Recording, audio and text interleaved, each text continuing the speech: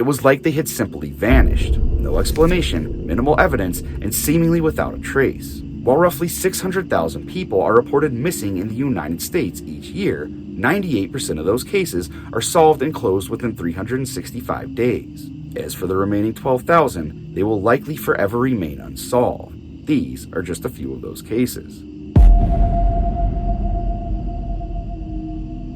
So on May 13th of 2008, a young man by the name of Brandon Swanson had just finished up his second semester at Minnesota West Technical College. He tells his parents that he's going out to celebrate with a few friends. He grabs his keys, says goodbye, and never returns. Fast forward to just before 2 a.m. on May 14th. He calls his parents to let them know he's ran off the road into a ditch and he needs their help. So they grab their keys and head out into the night. Now he tells them that he believes he's in between the towns of Marshall and Lent, and to call when they get close by. So they do. However, despite the fact he is adamant that this is where he is, they're not seeing him. They've gone back and forth several times and there's absolutely nothing. So they tell him to start to flash his headlights in hopes that they'll be able to locate him. So he does, but once again, nothing. After about 20 minutes of his parents driving back and forth, flashing their headlights and beeping their horns, they would never hear nor see each other. This ultimately led him to the point where he got frustrated enough to tell them he's just going to walk over to the town of Lent. If they could just meet him in a specific parking lot to pick him up, that would be just fine. So his parents agree, but only under one condition. He was to stay on the phone with them that entire time in case something were to happen.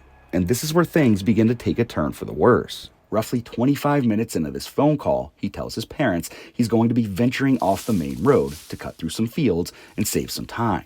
Then it happened. Just a short while after reportedly hearing the sound of running water, he screams, "Oh shit." Then there was silence. Not another peep was heard from that phone. Now it's important to note the call was not ended at that time. It kept going, and for the next few minutes, his parents would continue to scream out to him through the phone in hopes of getting a response. But again, there was nothing. Well, at some point, they hung up and began calling his phone back to back. This continued until about 6:30 in the morning when they finally tried to file a missing persons report. And despite their reasonable suspicion that something terrible had in fact happened, that their son was surely in some sort of immediate danger, the initial response from law enforcement was ultimately dismissive. They were told it wasn't unusual for young men his age to just simply go off the radar, and they were encouraged to just give it some more time. His parents began contacting all of his friends, and they ended up piecing together his last known movements. Initially, he had gone to a friend's house in Lent where he had a couple of drinks. At around 10:45, he drove to another friend's house in Canby. Then at around 12:15 in the morning, he began his drive home, a timeline that coincided with the call they received just prior to 2 a.m. Another 6 agonizing hours would go by before law enforcement would actually assist the Swansons in the search for their son.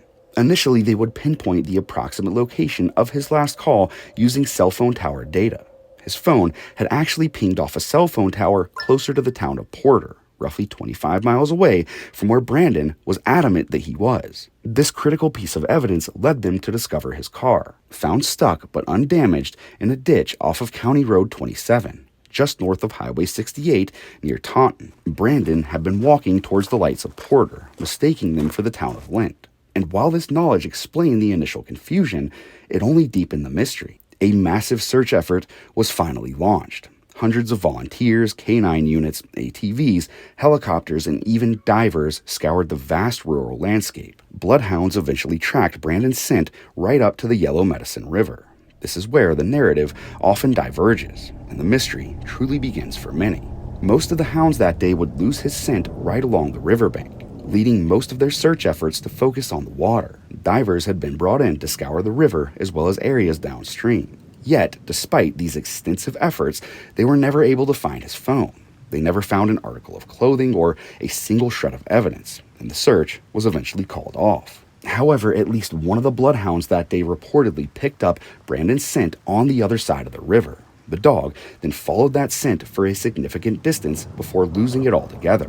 It was as if Brandon had simply vanished from that very spot. This gave rise to a theory called the hypothermia theory. It essentially states that while he did fall into the river, he was able to get himself out. It was from that point they believe he was unable to locate his phone, a task made even more difficult by the fact that Brandon was legally blind in one eye. and his glasses were found sitting on the dashboard of his abandoned car. This theory suggests that he had tried to continue on towards Porter, but succumbed to the elements, freezing to death somewhere along the way.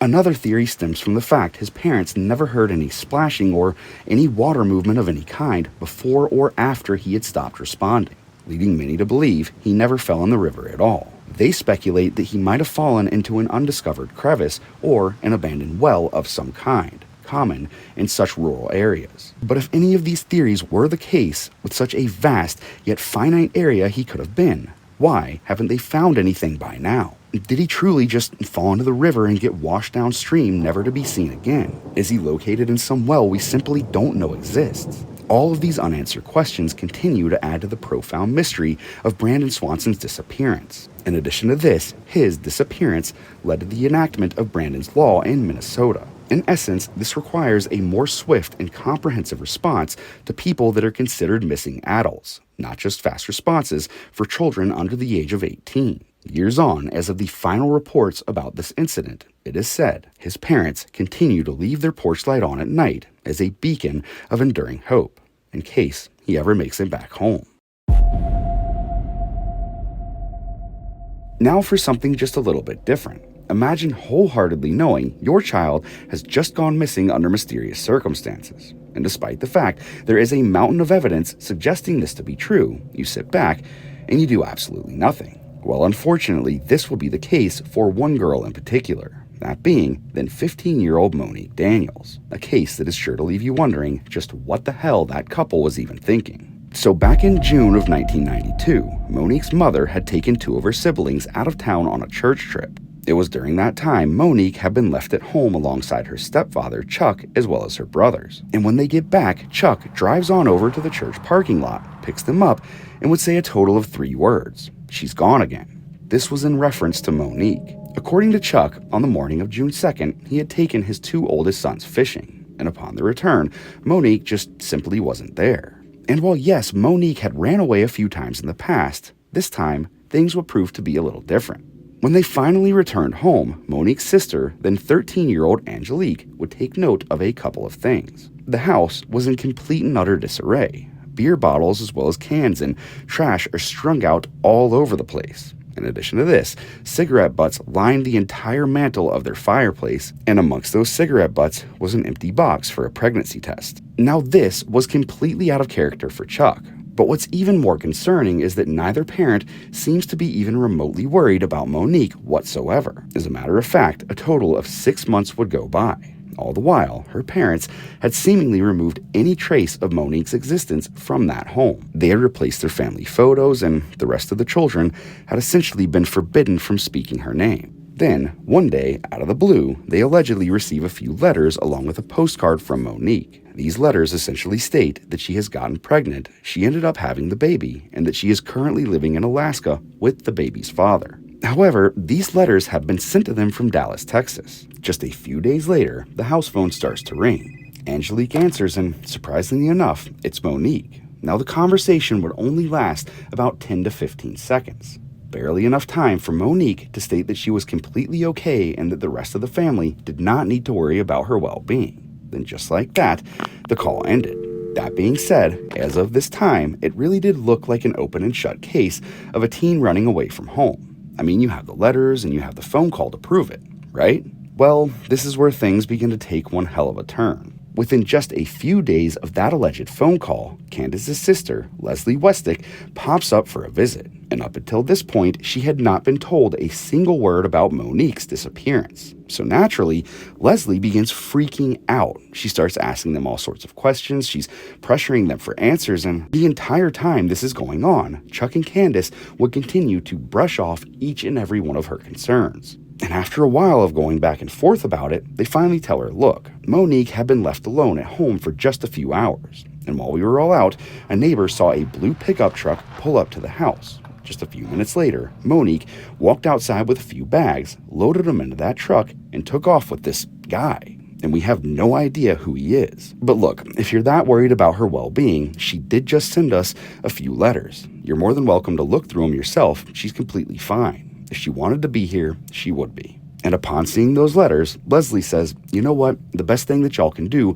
is to hand these in to the police. I'm not thoroughly convinced that she was the one who wrote them. Looking at her handwriting here and looking at the letters, I'm just not thoroughly convinced. At least this way they have something to go off of and they can actually do a handwriting comparison." So they all agree, and Leslie ends up leaving, convinced that Chuck and Candace are finally going to do the right thing. But that would never happen. Ironically, within just a few days of having this conversation, those letters, out of all of the things that could be taken inside of that home, the letters and postcards were, I quote, "stolen during a home invasion," before the police were even notified of their existence. So Leslie finds out about this and she immediately comes back to town. She is pissed because at this point, she feels like they know more than they're letting on. More so, she has completely lost trust in Chuck and Candace. Now, unsure of what to think, Leslie places a call to the National Center for Missing and Exploited Children. And surprise, surprise, they have no record of Monique Daniels ever having gone missing. Meaning, as of this point, over 6 months later, Chuck and Candace still have not reported her as a missing person. And seeing as Leslie wasn't actually Monique's parent, there was little she could do. Frustrated and defeated at the whole situation, she packs her things up and heads back home to Michigan. Yeah, and if you think that's weird, believe me when I tell you we are just getting started. About a year and a half later, Angelique heads on over to Michigan in order to spend some well-needed time away from her parents with Leslie. It was during this stay, Angelique would make the following confessions. Not only were the letters and the phone call a complete and utter hoax, but Chuck had actually driven Angelique to Dallas, Texas, and made her write those letters to her very own mother.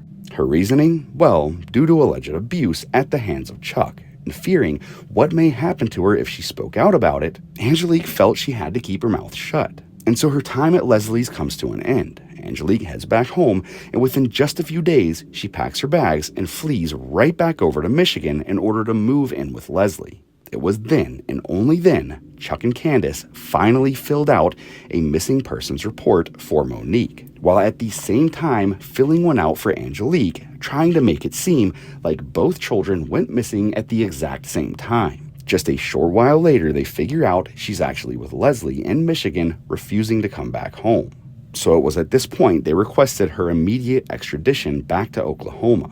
However, by this point, Child Protective Services had gotten involved and would not allow that to happen. Angelique was to remain in Michigan with her aunt until law enforcement could figure out just what the hell was going on inside that home. And at some point during the course of the investigation, as all of this insanity began to unfold, Chuck and Candace were asked point blank, "Would you be willing to take a lie detector test?" To which, you guessed it, they both refused. And then it happened. Chuck finally cracked under pressure, admitting the phone calls as well as the letters were a complete hoax. And here's the real kicker. On the day of her alleged disappearance, Chuck had initially stated he had gone fishing with his two oldest sons. Well, eventually, those two sons would come forward stating they had never even gone fishing. As a matter of fact, that day it ended up raining, so they simply went out, got fast food, and came back home. But upon arriving, they were made to wait in the car for a full hour prior to Chuck allowing them inside. It was only upon entering, Chuck informed them Monique had ran off. They noticed the door to their little brother's room, who was out of town, had been locked. 2 days later, they woke up only to discover it was now open. And while nothing in the room seemed particularly off, they did notice an oil drum that had found its way into the bed of Chuck's pickup truck. Later on that same day, he left the house for a couple of hours and returned without the barrel. This has never been fully addressed by Chuck himself. Monique is still considered a missing person as of this very day. This is what she may look like now. It's also worth noting Angelique has cut all ties with Chuck and Candace, refusing to talk to them ever again. They would both plead guilty to charges relating to child abuse. No further evidence of Monique's whereabouts have ever been found.